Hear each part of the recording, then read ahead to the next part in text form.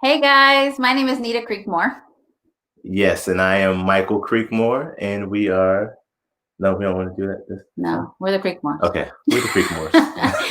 We're going to be talking to you guys about self-care. And during this time of year and and during the pandemic and everything, we just really thought it being important that we talk to you guys about taking care of yourself right now. And we're so happy to be a part of Paradex team to be able to do that.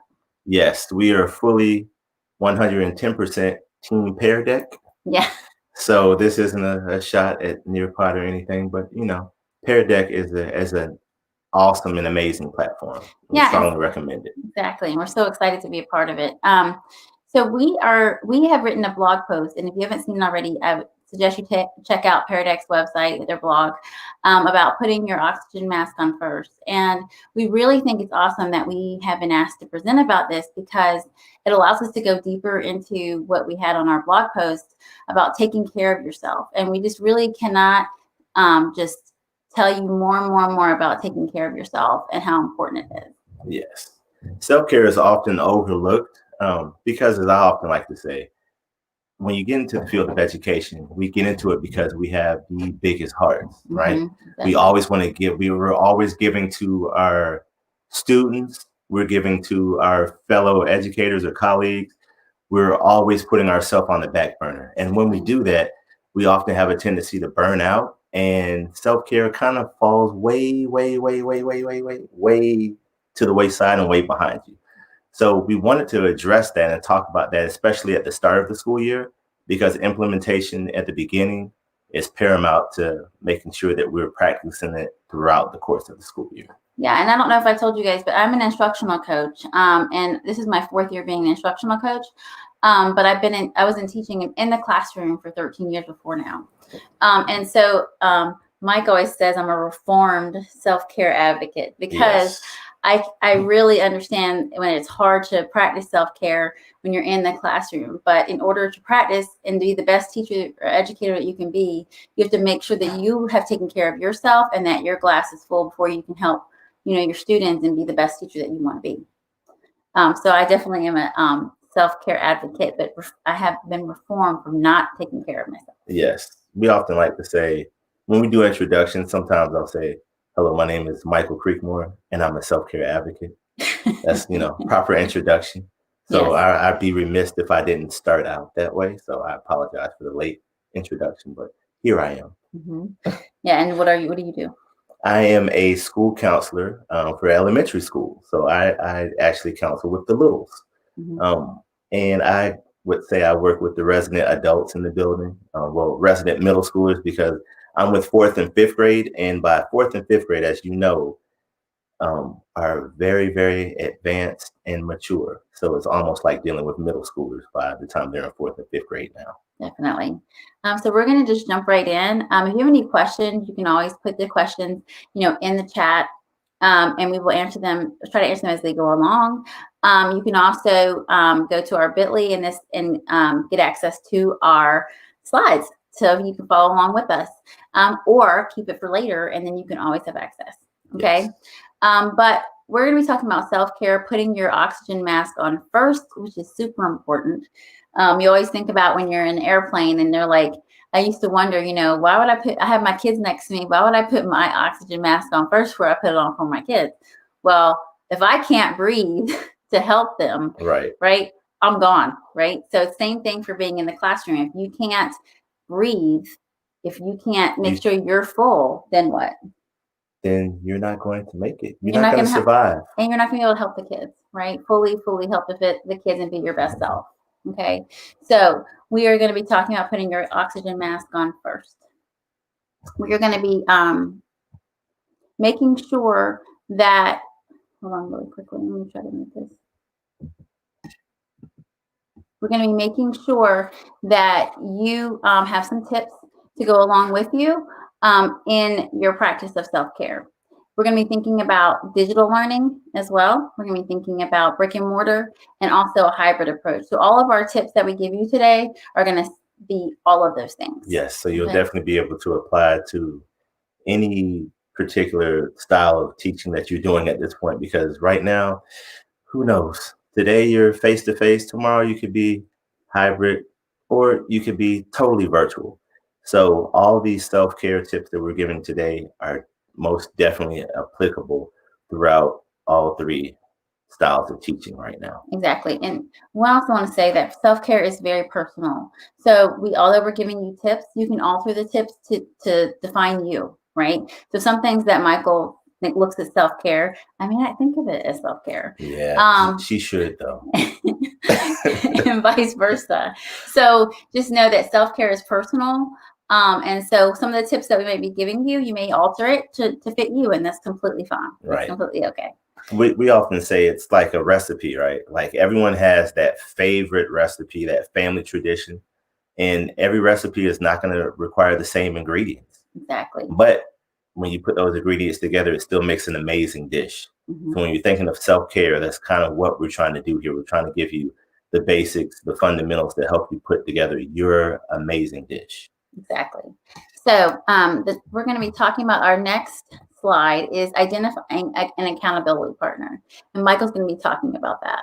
Yes. So the accountability partner, and ironically, an accountability partner can help you with many things other than just self-care. Yeah. But for this particular topic, an identity partner or identifying an accountability partner, you want to find someone who will call you in when you need to take care of yourself and seem to be falling short. So it needs to be someone you trust and who supports you. So you want to make sure it's someone and there's always a difference between calling in and calling out, right? Right. Yeah. So a lot of times, I can be honest, like I talk about self-care a lot because I struggle with it a lot. So it's also like a lot of times, like if I'm posting about self-care on my page, or I'm talking about it, or sending a link about self-care, it's because I struggle with it. So I'm always getting back on that bicycle to be able to help myself. And Michael is my accountability partner, who will say, okay, so you need to say no to that. Like, stop saying yes to everything. Or the power in no. The power in no. And there's a power in no. And I struggle with saying no. I always want to help, and I always want to help everybody. But then I help so much that I end up depleting myself. So then, so he'll say, make sure you say no to that, or say no to the things that you don't feel like you can do or put on your plate. So that's, one way that an accountability partner can help to be there for you. And calling in means like taking you aside, not calling you out in front of everybody, but taking you aside and having a conversation with you, that you're just doing way too much, right? And so an accountability partner could be maybe your husband or your significant other. It could also be your best friend. It could also be someone at work that's telling you you're doing too much, like you have to say no, or, make sure you take care of yourself. One thing like today, it happened just today. The speech pathologist teacher at my school stays until 7 o'clock on most days. Yes. No. Swear to God. 7? What time do you guys report in the morning? We report at 7:45 a.m. Okay. And every single day, I am her. 12 hours? Yes. I am her accountability partner. No, that's like 12-hour shifts? No. She's, and they have a big load, but at the same time, I'm telling her, go home, go home. And today I said this. I said, it's just like dirty clothes. I said, it's just going to be there tomorrow. Like, It's just going to keep replenishing. Like, it's always going to keep coming. So you got to do what you can and then go home. Right. And sometimes they'll say, okay, well, I'm going to spend 30 minutes or an extra 45 minutes to finish doing some work. I get that. Okay. I was in the classroom. I get it. So that you can go home and actually rest and not have that stress of extra work. But there's gotta be someone telling you, go home. Did you eat lunch? I say that to her too. Did you eat lunch today? Like those types of things, you probably have accountability partners and you don't even know it. Right. And just for clarity, the BDH at the end stands for brick and mortar, digital, and hybrid. Yeah. So as we said before, just being able to apply to all three styles of teaching that are happening right now. Exactly. So we're going to go to our next step. Establishing work cutoff times. I'll let you take the lead on that one. I'm going to jump in though, because I love this one. Go ahead. This one, and I'm going to talk about this in the digital sense, because I think it's a little bit easier with brick and mortar because the kids leave. But I think with the digital, it's the struggle. And let me tell you why. Because teachers we have a heart of gold. Like we're just like, oh my gosh, I've been working all day. I've been working from like basically 8 to 4. I've done my office hours, but I have 5 parents that may need me at night, right? And I know that tugs at your heartstrings, and I get it. But you have to have some time for either your family or time if fine by yourself. You want to watch Netflix all night, like that is your choice. That's your business. And so you just have to establish work cutoff times. Now, if you want to say from 4 to 5, I'll have office hours. You know what I mean? And then give yourself a break earlier in the day for digital. That's fine. But what I'm finding is when you do digital, it's like your work-life balance, which is probably never really balanced, but that's it's an ebb and flow, but that's a whole nother, work-life fit, like whatever. Yeah. So that's a whole nother conversation. But what ends up happening is it bleeds into each other. And so that's when the stress starts to raise, because you're like, and this happened to me when we went digital as an instructional coach. Like there was times when Mike would knock on the door and be like, are you done with your day? Yeah. Like, when does your day end? 8 o'clock at night.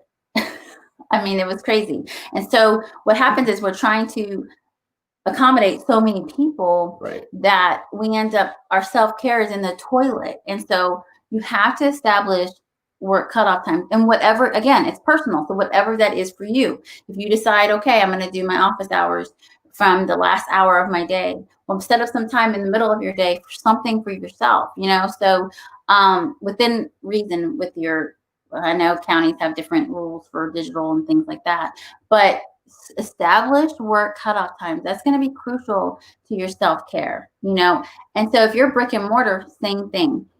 And I used to say, like, if either you go to work early, either you're a teacher that works in the morning, or you're a teacher that works after school. Right. It's one or the other. Right. So, like, if you go in the morning, make sure when that bell, I feel like Flood Flintstone, when Flood Flintstone used to, yes, when the thing would go ding, and he would be like, I'm out of here. It's time to go. Like, if you go in the morning, it's time to go in the afternoon, right? If you decide to stay a little bit later, just don't stay so late that the street lights are coming on. Like it's too much, right? And making sure that, because I know oftentimes there may be the daily crisis that occurs, and it always seems to happen right before dismissal, right? Like right before it's time for you to go ahead and hit the parking lot and go home, there happens to be a crisis that requires your immediate attention. That's not always the case. A lot of these crises that occur, sometimes if we take a step back to really look at the bigger picture, it can happen once or twice. Shoot, it can happen maybe 4 or 5 times out of the course of a school year. But every single day at the same time, that becomes not a crisis, but some type of mismanagement going on. And it may not even be on your part. So it's time to take a step back to look at, okay, what is preventing me from leaving work at the designated time that I'm supposed to be leaving? And once we identify that, then sometimes we can establish some type of resolution to that, to make sure that we can stick to our established work cutoff times, whether it be face-to-face, digital, or hybrid. But we have to have those times, because if not, stress levels are already through the roof. You're going to make it to where you're going to be on short-term disability, because the stress level is going to be unmanageable. It's so good you said that, because, when you were talking, I was thinking about like when I was in the classroom, and I mean, COVID is different now because everyone has to be in their separate little spaces, brick and mortar. But when it wasn't like that, I would love to hang out with my teammates. Like that would be my jam during planning time. Like that would just be what we do, right? But then what would happen? Sure, that did. Oh yeah. Sorry. But I wasn't getting work done. And so what happens was, like, the bell would ring, it'd be time to go, and I'm like, oh, I need to grade these papers. So I would stay at work late, and he'd probably call and be like, why aren't you? I'm like, I'm grading my papers, I have to do this or whatever. But when I started managing my time throughout my day differently, and I'd be like, maybe I'll hang out with them, like, when we have our planning time together, right? Or whenever, like, during lunchtime. But I started thinking, okay, if if I do some of this stuff during my planning time or during the time is designated, maybe I'm not staying so late after work, right? So that management of time is huge. Yeah, definitely. So established work cutoff times, super, super duper important. The next one, I love this. Go ahead. I can take this one. Yeah, he's the feeling guy. Yeah, I'm the feelings guy. Like I'm feelings. Oh, But in the world of counseling, because I don't know if I shared that. Real quick, before I became a school counselor, I've been a licensed professional counselor for like the past, oh gosh, I don't want to date myself here, but like for the past 15 years now. Wow. So I came into education differently. So I didn't necessarily come in necessarily with the educator heart of gold, but with the counselor, heart of gold and trying to figure everything out. Mm-hmm. And one thing we would always do that I've always done in counseling is you don't want to ever minimize or deny or, try to downplay someone's feelings regarding things. Mm-hmm. And during this time of COVID-19, all the things that are going on, the, coronavirus pandemic, the pandemic of racism, there are lots of feelings that we all feel. Yeah. And when we try to just downplay that and move through it like it didn't happen, like it's not affecting us, I guarantee you, I've always said this, and I'm a firm believer that if we don't discuss our feelings, we start showing them. If we don't talk about it, we act about it. Like we start showing it in our behavior. And for educators, it comes out in ways of our performance. Yeah. Performance evaluations start to go down. Those evaluations that we have when, our supervisors come in, maybe the lesson plan isn't as put together as it should be. Maybe we responded to a student in an atypical fashion for us. Lots of things start to happen when we don't allow ourselves to feel our feelings. So you don't want to deny them. So I know it's difficult. It can be a very stressful situation, but having to take that time to really express what's going on is paramount in like really the cleaning out, so to speak, because if we don't do it. And as you were talking, I was thinking, we have a lot of feelings about what's going on. I mean, whether we have some feelings about we should wear masks, some feelings like we shouldn't wear masks, some feelings about, I feel like I'm suffocating, or, COVID's going on and the stress of that. And, everyone has been affected right now with the pandemics. And I would say pandemics of racism, pandemics of, COVID. We're all affected in this. And so we have to talk it out. And I think that's some of the issues, like with, with stress level, with not taking care of ourselves. We have feelings about that, and that's okay. Like, it's okay to have feelings about that. I think you're doing yourself a disservice to act like everything is normal. Right? It's not normal. And so it makes it very challenging. One thing me and Mike talked about the other day was the fact that if you're digital, yeah. There may be a stress level of just having parents in on your daily lessons. Yes, there are multiple eyes on you now that were not previously on you. Right. I mean, that's a stress level in and of itself. And so it's important. Remember, we talked about that accountability partner earlier, to talk with people that you trust, that you love, that care about you and you care about, to be able to express your feelings. Right. We talked about that also. And we also talked about like the stress of like observations right now in the midst of COVID, right? So I have so many emails coming to me, like I read a lot of different articles about education. And so I see many. Yes, she does. Yes, I read a lot of articles. But I've been seeing different things like, observations digitally. Like, I'm like, what? Right, so there's so many things that could go wrong during the digital observation. I mean, and just like, observations in the classroom right now. What are you going to say? Like all the desks are 3 feet apart. Check. Like, it's just it's a lot, So the technology didn't go out. Check. Good job. So I just feel like, feel those feelings. Like, it's okay. Like, and even me, like an instructional coach, I really try to place myself, and I know Michael does too with his teachers, in the minds of a teacher. Like, I was a teacher, so I'm like, okay, how would I feel if my instructional coach did X right now, right? Or what would I need from my instructional coach? Or what would I need from if I was, my administration right now, if I was a teacher?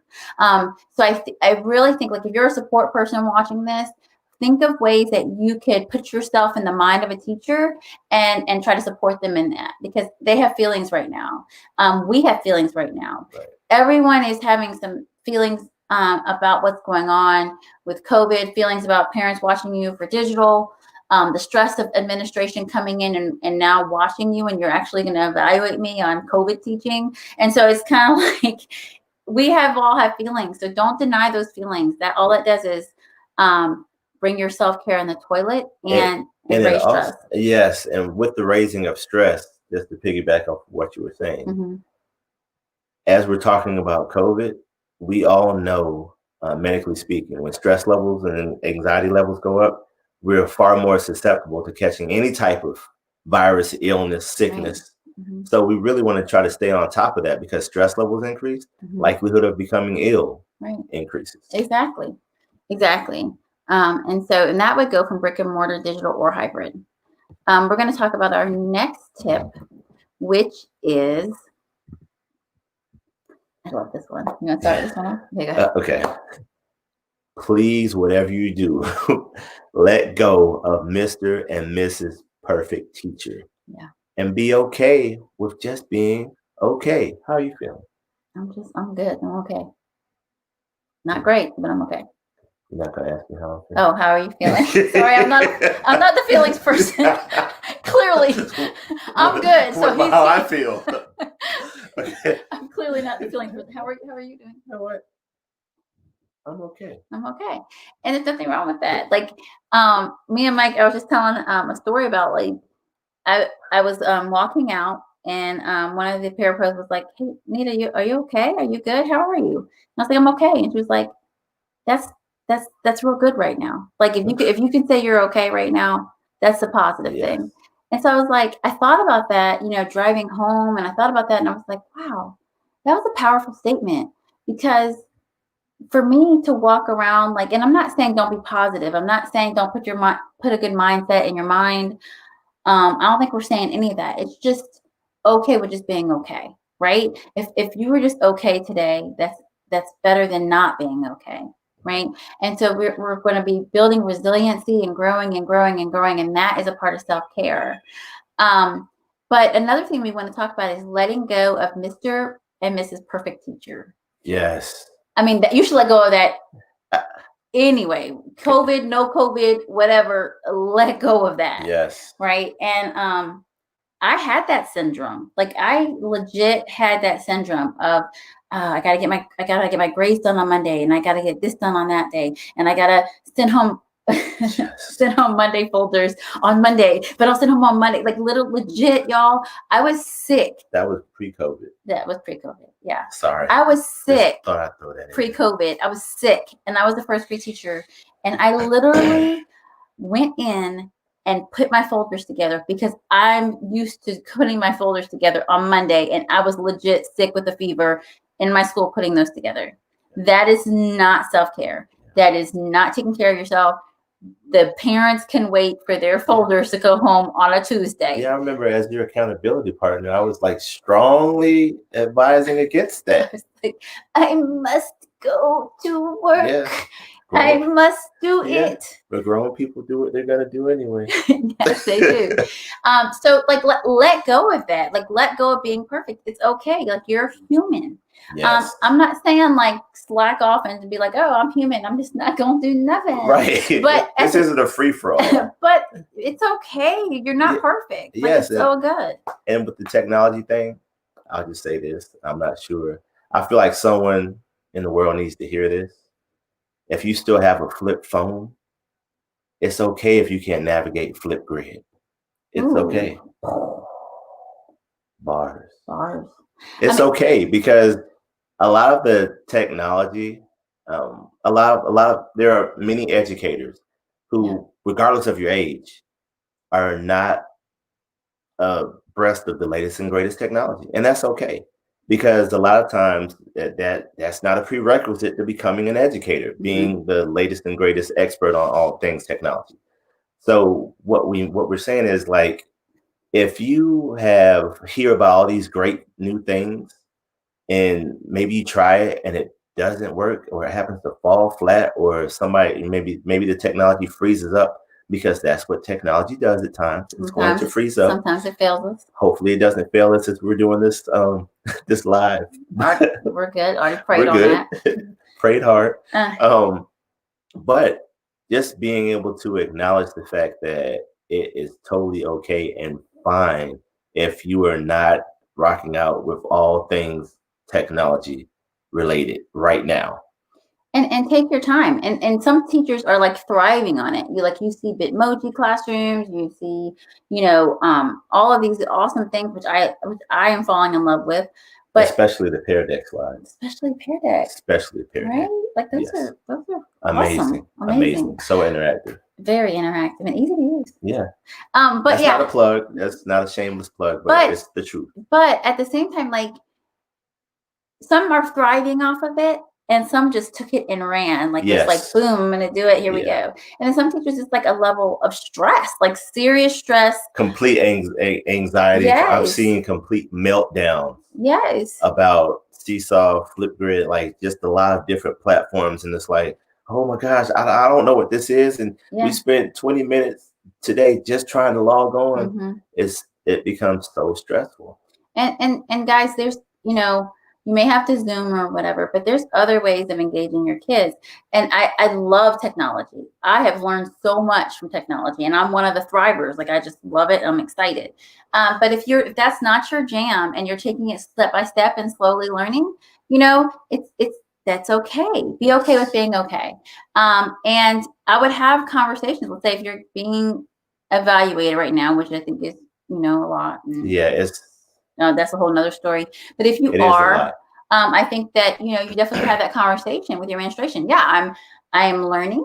I'm not there yet. I'm learning this one technology tool. Yeah. And I'm learning, but I have engaged my students in these other ways, so making sure you're advocating for yourself as a teacher and your evaluation process as well. But be okay with being okay. It's all good. Like, right now, we need to just be there for each other and build our resiliency during this really challenging and difficult time, right? And that is all a part of self-care. That's all a part of taking care of you first, putting your oxygen mask on first. Did you want to add anything to that? No, I think that was pretty concise. Thank you. All right. Go ahead. Maintain a routine. This is his jam. Yes. And I think probably for me, because my father was in the Air Force, retired Air Force, 20 years. Yeah. Shout out to Mr. Creekmore. Shout out, Dad. Yeah. Appreciate you. Love you.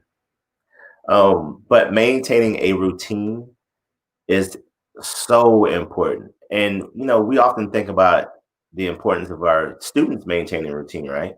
Because when the world crashed back in March. Literally. And the routine was like kind of out of the window. Like, in educator circles, we don't refer to that as virtual learning. That was crisis learning. There's a difference. There was crisis. We all know that was crisis teaching and learning back in March, April, and May. We were just trying to get by. Right. We were doggy paddling. We were trying to keep our heads afloat. We were treading water. It was hard. Now, as we're hitting the backstroke and we're, freestyling and everything in the water, it's so important to maintain a routine, because that provides the type of consistency that we need, not just for our students, but for us, right? Yeah. So maintain a daily routine, meaning, okay, what time do I get up? Now, I don't mean micromanaging, because there's a difference between maintaining a routine and micromanaging, but maintaining that, what time am I going to get up? What time is lunch? School routine, home life routine. Just being able to identify that it's going to help carry us through as far as our self-care, but also it reinforces some other things that we previously mentioned, like establishing the cutoff time. Right. That's part of a routine. It is. It definitely. And one thing that we learned just that helped us, and again, self-care is personal, so if you can use this tip, great. Is when we were digital, we made sure we got up and got dressed and made the kids and had our children get up and get dressed and get ready for their day. Now, I remember posting this on Instagram, and I got some messages like, wait, you legit get dressed every day? Like, this is what you do? And so I was like, when I say dress, I mean, like, I actually, like, try to brush my hair and then brush your teeth, brush my face, like normal daily routine stuff. Completing ADLs, activities of daily living. Yeah, like the basics. Because what I noticed is when I wasn't doing that, like when I was just kind of just vegging out and still like doing my like coach thing, but kind of in a vegged out state, my internal self, like my emotional self, was starting to wear on me. And so when I started, making sure I'm out going outside and getting some fresh air, or having the kids go outside and getting fresh air, getting dressed. And when I say dressed, I mean like leggings and a t-shirt, something presentable, right? Like, but I'm still changing my clothes from like sleeping time to like this is now my daily time. Like, you don't think about how important that is, but it really is. It is, because you think about it. Think about your mindset when you're getting dressed for work, right? Like, it's different. Your mindset getting dressed for work it's probably not the same as it is getting dressed to go to sleep at night or going to the gym. Like, your mindset just happens to change. It's scientific proof that when we're getting ready for something, we're actually going through that routine. Our mindset changes. So just the basics, like you said, of getting up and getting dressed for work, even though we're not going.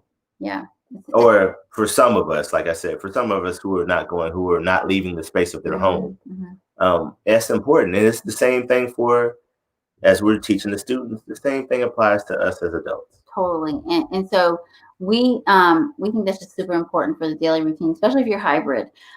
Daily routine, school routine. Like, you'll have a school routine if you're brick and mortar, and I keep saying hybrid, but I mean digital. If you're digital, right? And then you could hybrid, because for hybrid now for a lot of schools looks like face-to-face. There's some face-to-face students in the class. Then there are also the teachers sitting right there with a computer in front of their face teaching virtually. Yeah, and that goes back to that not being the Mr. Perfect, Mrs. Perfect teacher, because that's not even supposed to be. That's not even realistic. That's so not realistic. There's so much problematic. You're doing two jobs in one. But we digress. That is so problematic to be teaching. I'm just being honest. And our own children have that going on, where their teacher is like teaching and they digitally, and they also have kids in front of them. Like, that's problematic. So like, I remember we sent an email to our youngest teacher and was like, "You're the bomb. Tell us all the gift cards you want, because I can't believe you're doing this, and we want to show you that we see you." Right? We truly appreciate you. And that's what this self-care presentation is for us to you, is saying, we see you, right? We see you, we feel you, and we know the struggle is real. And here are some ways that have helped us. And we are striving. And self-care is a daily walk. It is not like, okay, I'm just going to go, take a hot bath and all my worries are gone. This is a daily thing. Yes. It's an ongoing journey, and you never reach the actualization point in your self-care plan. You never master self-care. Like, it's always ongoing. Yeah. And it definitely is. And it's like an ebb and flow. You know what I mean? And it's kind of like, it's like up and down. There's times when like I'm super rock star with my self-care. And then there's sometimes my self-care is in the toilet, and that just happens. But daily routines, guys, definitely help. School routines, home life routines, making sure that you're, eating healthy, and eating. Let me just say eating, period. Right. Taking the time to eat. It's so crazy, because when we were digital, or when we were doing crisis teaching, learning, coaching, there was times when I was sitting there and I didn't even, I hadn't even used the bathroom all day. Like, and I'm not even at school. I'm home. Like, it was really crazy. Just making sure and use the bathroom. Like, golly, please use the bathroom. Don't mess yourself up. Like, do it. No, please don't. You're home. Oh, yeah. So we're gonna go on to our next. Is my home.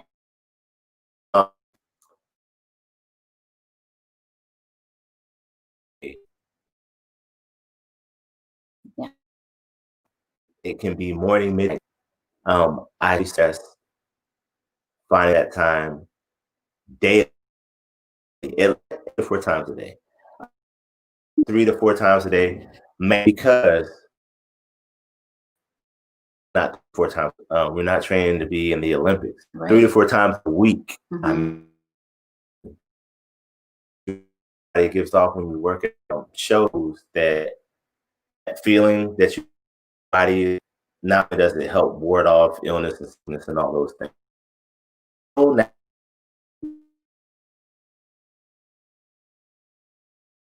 What he's talking about, because I feel as you progress, you start hitting, different, start feeling better. So it's a physical and a mental thing. So for me, I was back in March because we haven't been to a gym since March.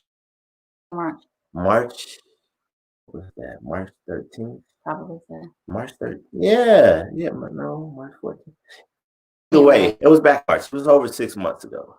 So I had to become very, very, very, because we didn't have all the gym equipment in the house.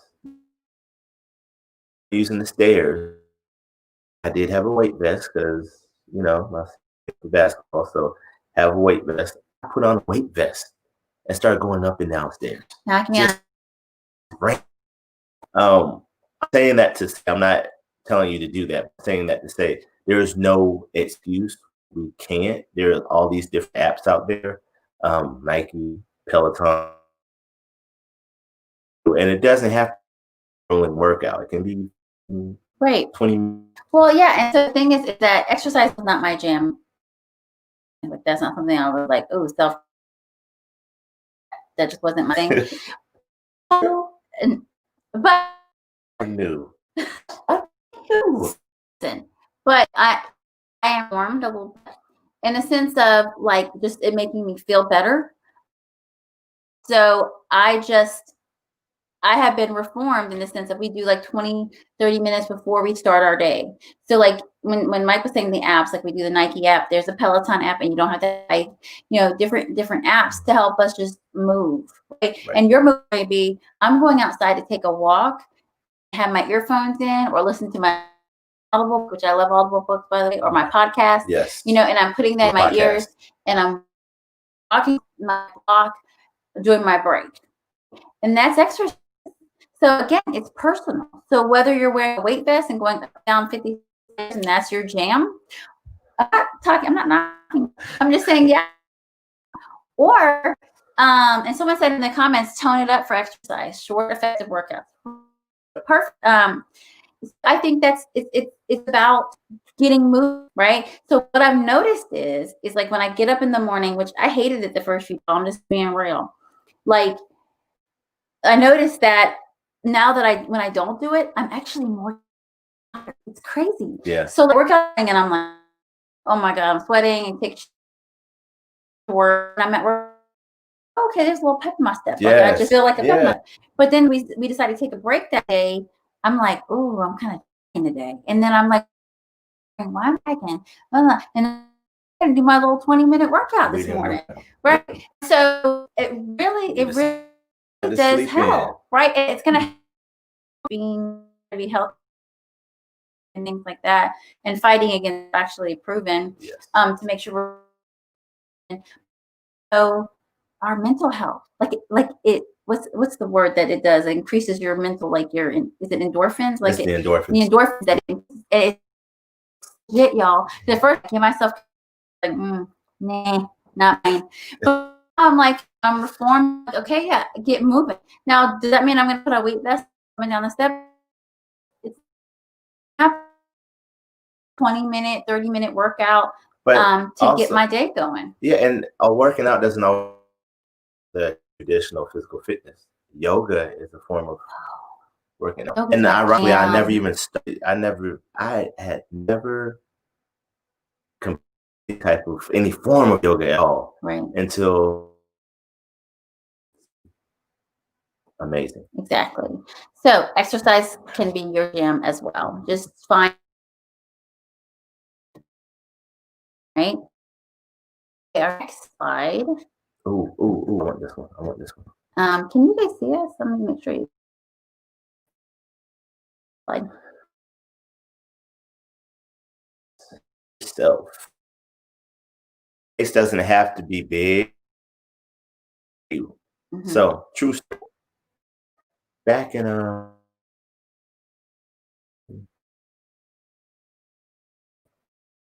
Right. 2014 or company, mental health insurance company. And when I worked,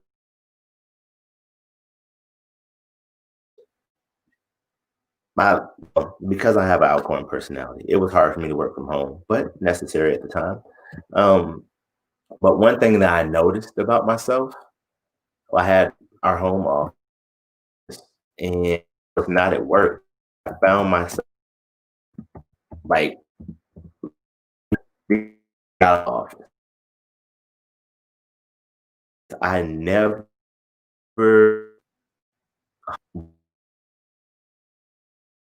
other as the only reason that those of you who are 100% virtual or digital right now, and you to work in your bedroom, ignore that because be able to separate your work from your personal life. It becomes to where you're getting up and you're physically going to work room, the work stops. And you start treating the room, the looking room in the house that you're working in as the dreaded work area. Mhm. So you have to establish a designated area in your home to from all your virtual duties because you're going to if you're feeling some own bedroom and you don't want that. Exactly. Yes. You guys.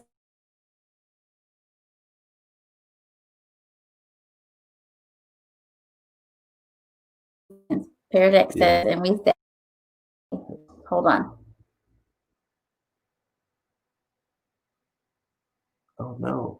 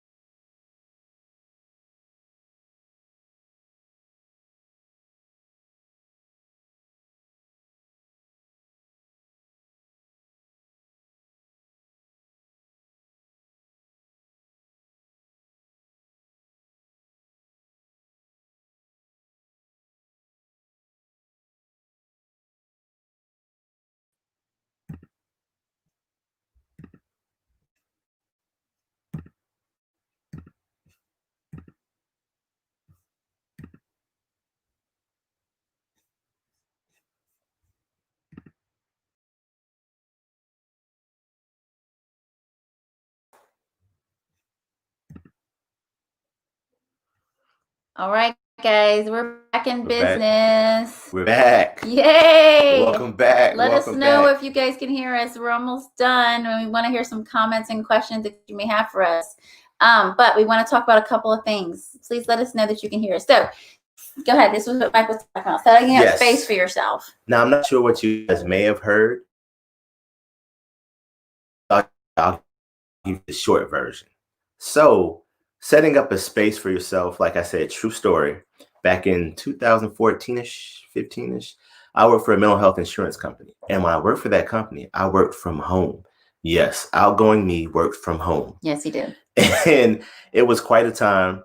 But what I noticed is when we turned our office into an office and I was literally working from home, I noticed that whenever it was time for me to get off work, I made a beeline to the door to get out of the office.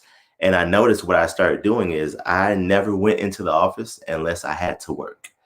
And I drew that space and I drew those boundaries around that specific space because mentally for me, without even thinking about it, I realized that I needed to be able to separate my just regular family life and everything from work. Yeah. And I could not do that if I was hanging out in the space in which I worked. So for those of you who are 100% virtual right now, I strongly urge you to identify a specific space in your home, apartment, wherever you reside, and designate that space as the workspace. Yeah, and that's going to be your area to work. So then you can turn off the lights, cut off everything, and be out of that space until the next morning. Just like you would your personal classroom. Yeah, it's going to be key because it is something kind of mental with that. Yes. And so, just like thinking about feng shui and my whole yoga vibe, like you shouldn't be doing work in like in the place where you sleep anyway. Right. So like if you're in a place where you sleep, it's something mental that happens that you're working kind of in that space. So my suggestion to you is like, if you're doing work, pick another space. Like you may not have an office and that's all good. Like we didn't always have an office. Like we would just be like, going to just sit at the kitchen table. Like, and so if that's your workspace at your kitchen table and that's your workspace or like some side, whatever, that's your space, whatever it is, whatever it may be, but just, try to set up that space for yourself.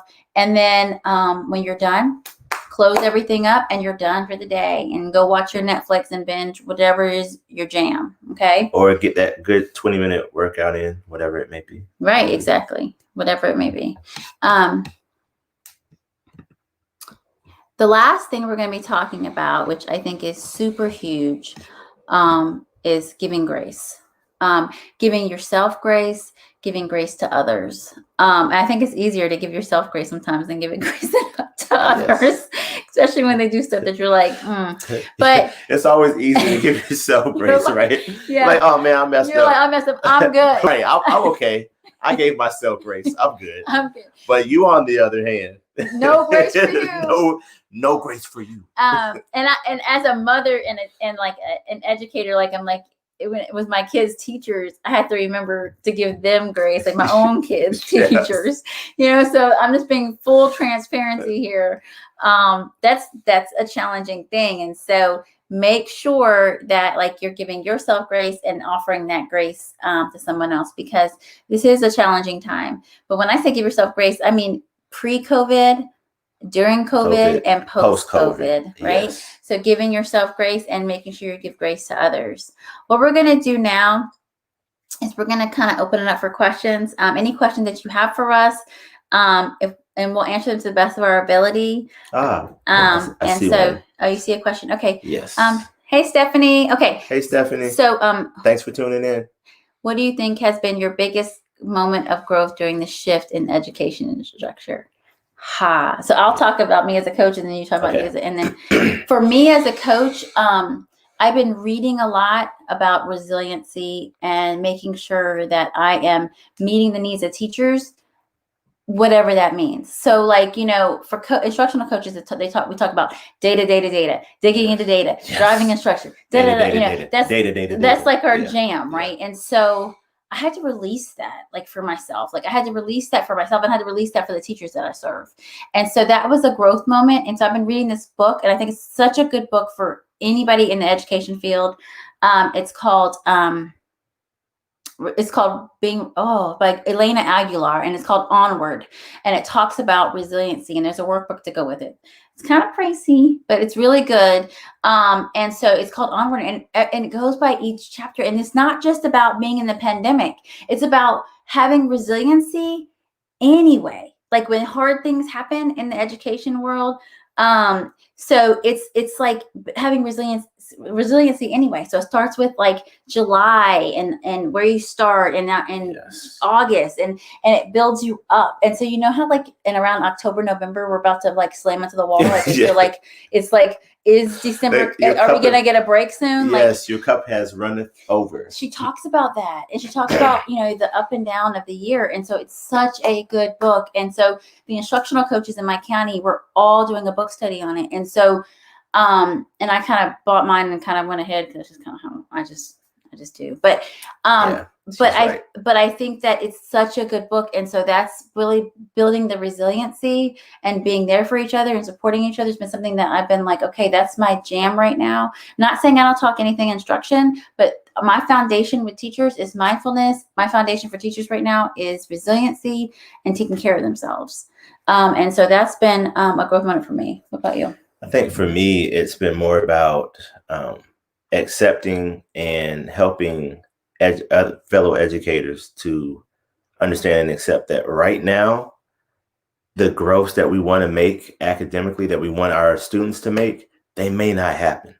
Right now, human needs, far outweigh academic growth and excellence right now. Yeah. Because since I've been back, I've actually lost 2 students, which has been like a challenge, a major challenge. Yeah. And that also kind of puts things into perspective, because you think, while we're sitting here trying to nitpick on students who may be having their screen blacked out, or maybe they're not on right now, they're not getting on the live Zoom. Yeah. There are bigger things to be concerned with right now. There always have been, but it kind of really puts the spotlight on it. So trying to get educators as well to remember that, because it's, in some school districts, it's been a business as usual mentality or approach.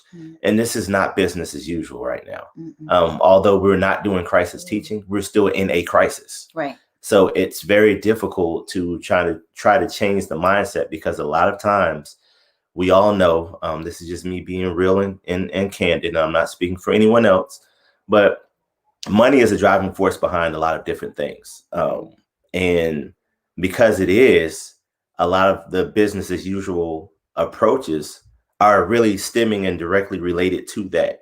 Because if you don't have that, and, things start to suffer, and, when money starts to dry up, things get a little funny, a little tricky.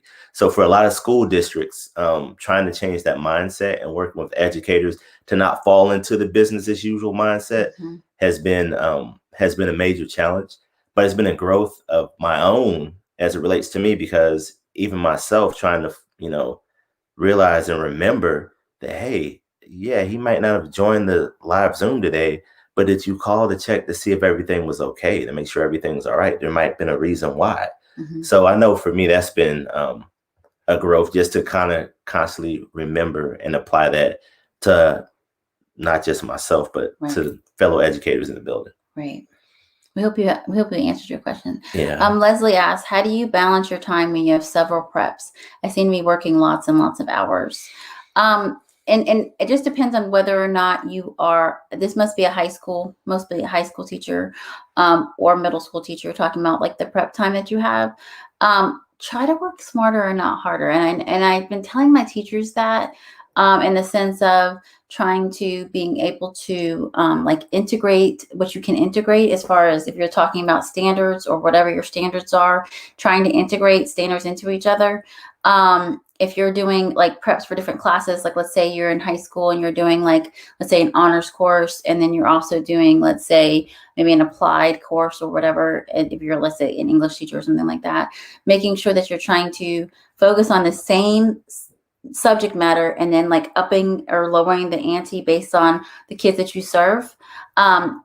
I hope that helps, but trying to think like that. I've never taught high school, but I'm trying to think and put myself in a place of a high school teacher or a middle school teacher, and trying to like use your time in that sense, and trying to make sure that you're not trying to be, the Mrs. or Mr. like perfect teacher, but it's hard, because if you're being evaluated, Yes. I would be on a middle school. Okay. Thanks, Leslie.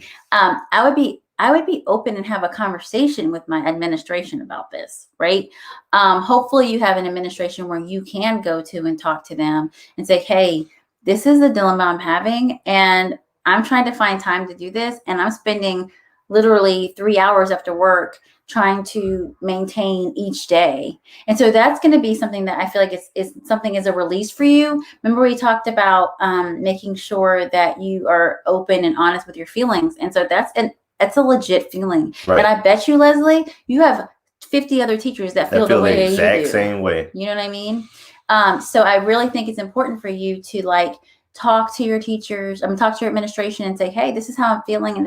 And do you have any other suggestions? And so and then also I think it's important to come to your administration with ideas. That's one thing that I had to learn the hard way as an educator. Like I'd be like, oh, I'm complaining about this. Yeah, you have to be more solution focused. Yeah. Administrators typically love that. Or people typically love that. So if you come to them and say, hey, here's my idea of what I'm going to do. I'm going to have this main focus and then branch out based on my different classes that I have. If I teach English, this is what I plan to do here and like extending my kids, and for here remediating my kids on the same basis. Does that make sense? I hope I helped a little bit, but I think the main thing is making sure that you're communicating with your administration, because they may not know.